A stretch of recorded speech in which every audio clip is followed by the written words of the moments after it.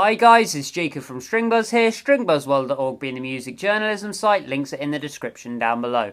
And we have a brand new song review for you today, and it's the latest by Jamiroquai, and that's Automaton, and I'm going to refer to the original articles I usually do for these videos, so I hope you enjoy. Now going into this track, I must admit that Jamiroquai are one of my biggest musical influences. That's in paper at this point.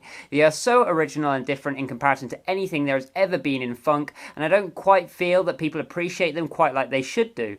They made a style of music popular again during a time when people had really grown a disdain towards disco and funk in general. So what did I think of this latest track? Well, I've got to say I was a little nervous for the first minute or so, but after that I must admit I had a blast of a time listening to this song. If you go into this track set on your ways wanting to hear something reminiscent of Space Cowboy or Cosmic Girl or any of those big hits, then you're not going to get it, I'm afraid. But if you go into this track with an open mind and just listen to how it's arranged and performed, you can't help but smile as the track constantly develops and changes. It's basically like Daft Punk meets prog. Even my girlfriend said she likes this track, and she hates Jamiroquai, Daft Punk and prog. Production-wise, I actually thought the song was fairly solid.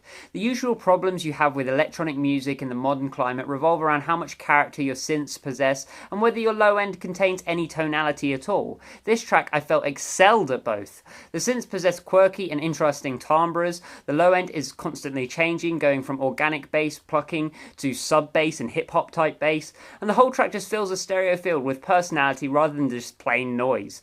I thought the lead synths in particular, with this very sporadic clipping tone, sounded excellent, being utilised very well in both the transitions of this song and the sections which desperately needed variation and decoration. I will say that the vocals have been mixed somewhat strangely due to the lack of amplitude during the verses and how the diction was left at a minimum, although it wasn't distracting or too noticeable from just like an average onlooker's standpoint, but I just felt they had to dominate the mix a little bit more than they actually did. Moving on to the musicality, I thought the track was weird and wondrous. Although the constant key changes took me off guard for how clunky and sudden they were, I did begin to really get into the track and eagerly anticipate the next tonal shift, something which really developed as the song developed. I thought the chorus did its job well, with both a memorable hook being crooned over the top by JK and a funky bass line being added in vintage Jamiroquai fashion. It was a vintage Jamiroquai bass line. I loved it. I really did love it. The verses were somewhat idiosyncratic due to the electronic influences and the strong Euro trance vibe as well, which again is a very, very different aspect which they're obviously bringing into this brand new record, but I'm digging it so far. The amount of polyphonic and homophonic decoration and melodies throughout the track kept it ever evolving, despite the progressions were actually quite repetitive in a sense, just on their own, on paper basically.